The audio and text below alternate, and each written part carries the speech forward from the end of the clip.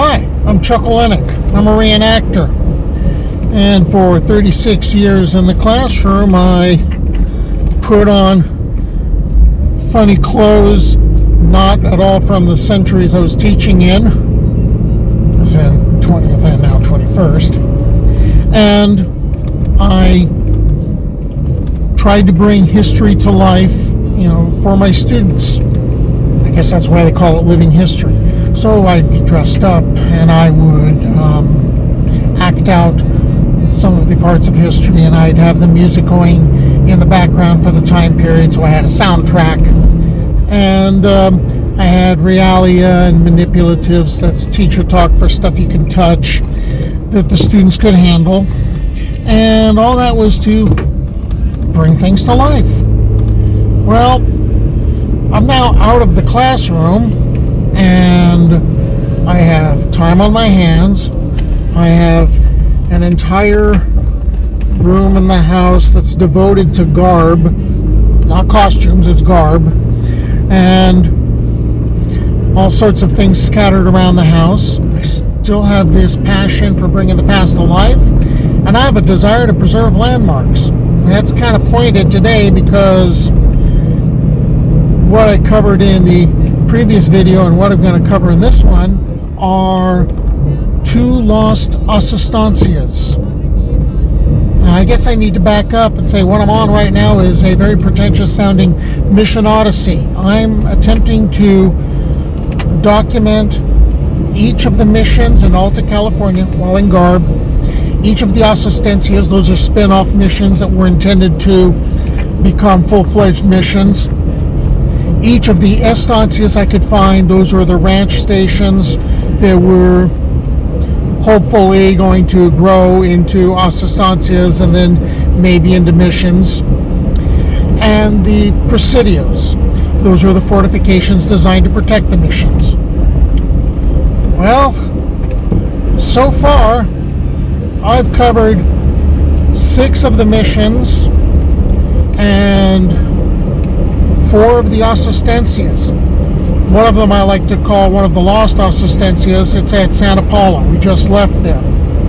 And all that's there is a marker and all I've ever found online are pictures of the marker.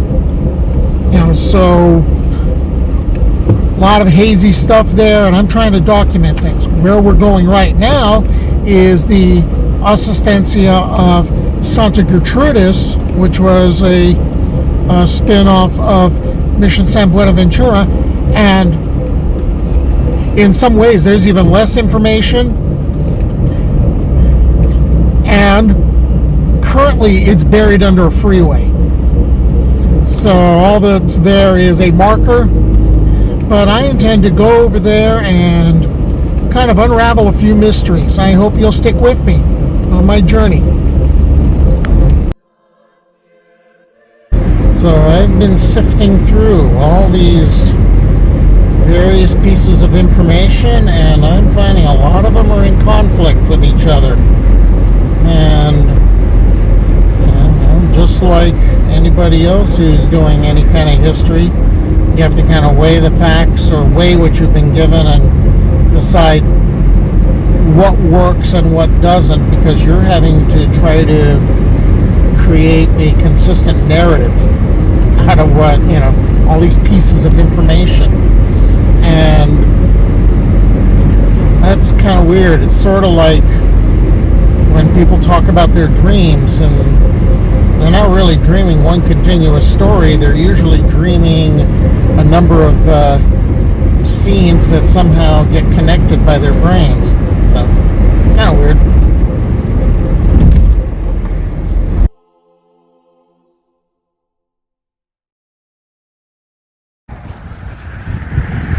So, here's our other lost Asistencia.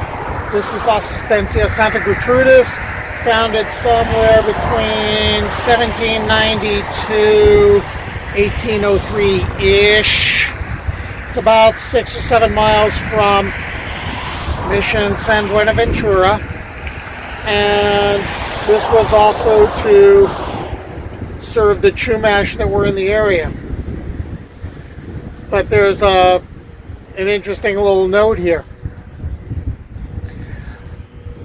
Just a piece up the road, very, very close, are some sycamores which were sacred to the Chumash. And I think we need to go take a look at that.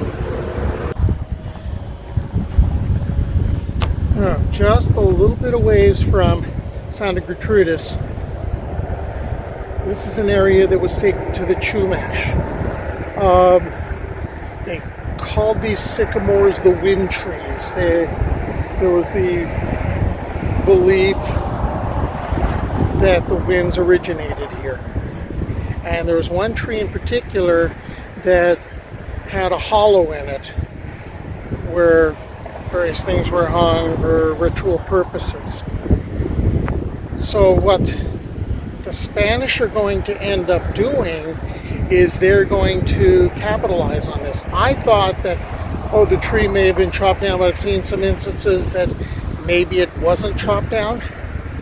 But apparently the Spanish may have decided to capitalize on this area being sacred to the Chumash and,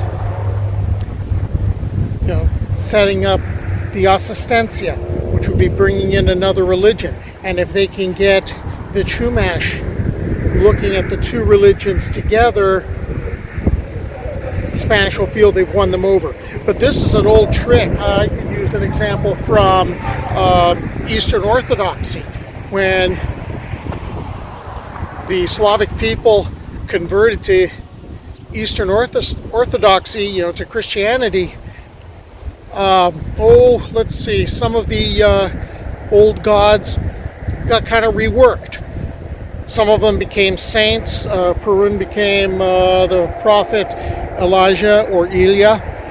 And so there was that sort of action going on. Of course, some of the gods were going to be put on the bad list. And, you know, that's pretty typical of Christianity. So, you know, I could see this working for the Spanish. So in time, you know, the Chumash are going through and they're being converted.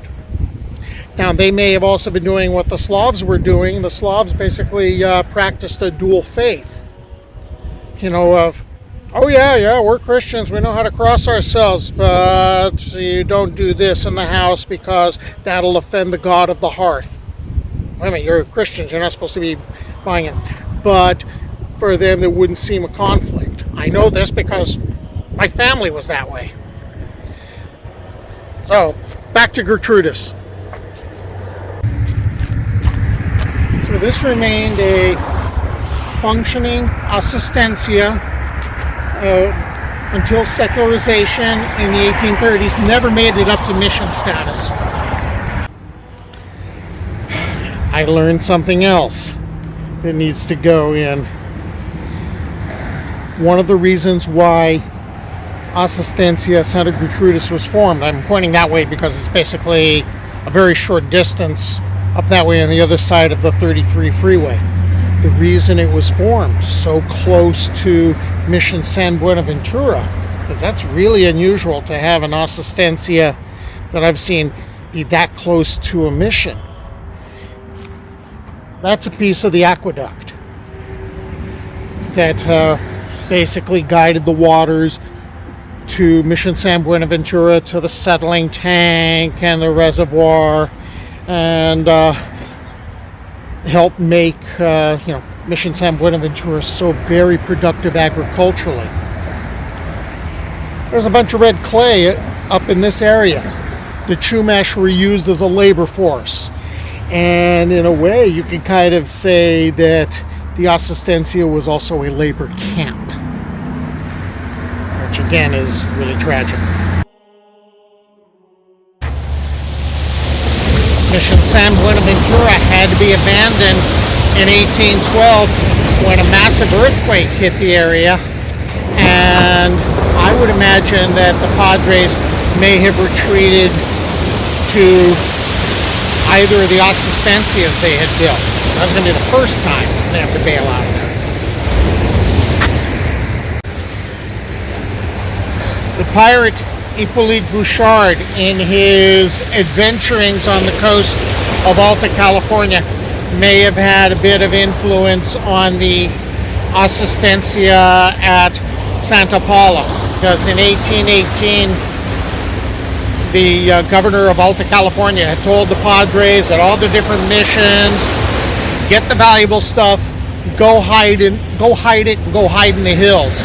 So they may have gone up to Santa Paula, but that was about 19 miles away, so I kind of doubt that one, but it would be a strong possibility.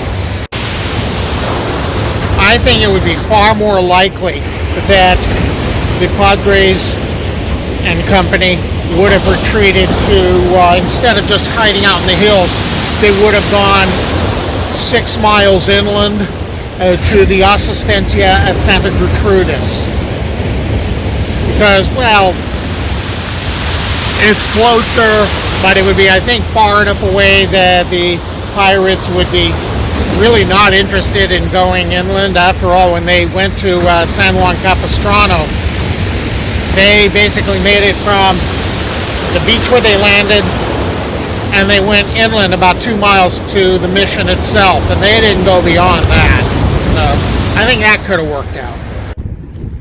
So secularization happens in the 1830s. In the 1840s, there are still reports of Chumash living here. But now this has become a rancho. I believe it became part of Rancho X Mission San Buenaventura. And then, of course, when the Mexican War happens, there's going to be all kinds of drama about, filing for your land if the Spanish or the Mexican governments gave it to you. Okay, now, here's the part that really creeps me out. Okay, the stones here. I don't think this is like the situation at Santa Paula. Because here, in a number of accounts that I've read, the stones here holding up that marker, those are from the Mission or the Asistencia building. Now, you hear the noise behind me because I know that's like a distraction. That noise is the 33 Freeway, which was built in the 1960s. Okay, I know that at missions you could have 1,000 or 2,000 Native Californians buried in the cemetery. That kind of implies they're stacked in like cordwood. And I know that there's cemeteries also over at Asistencia Santa Isabel and Asistencia San Antonio de Paula. And I know conditions were crowded. So that leads me to ask a question: how exactly were the bodies disposed of?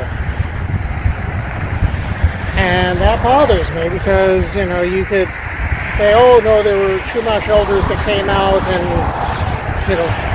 they did their thing. I'm not entirely sure about that because things just don't feel right.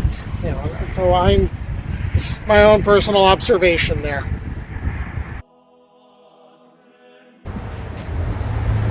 I made a mistake. So I'm not the kind of person that makes it just go away and pretend it never happened, because I tried to teach for 36 years in the classroom. You need to own your mistakes and you need to learn from them. So instead of presenting a polished product free of errors, I'm going to show you where I goofed. I misread a map and originally thought that the Asistencia Santa Gertrudis, when it was secularized, went to the Rancho X Mission San Buenaventura. Had to do the air quotes for X Mission. Turns out I was in error.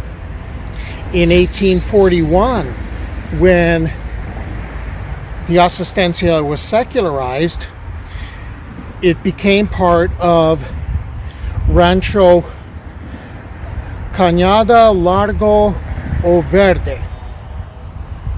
And this was secularized under Governor Alvarado. So, oops, I misread a map, and I've corrected the error.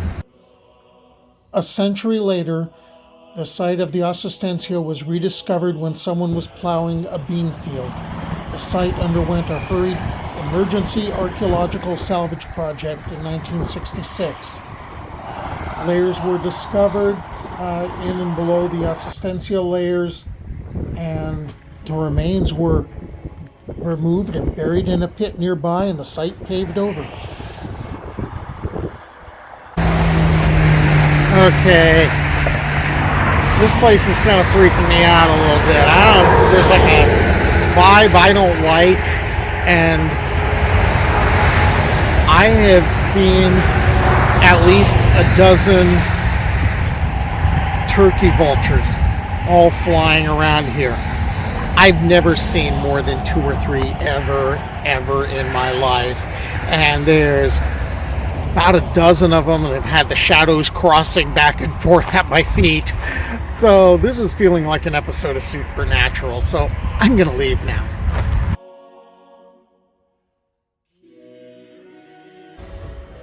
Okay, I'm feeling chills here.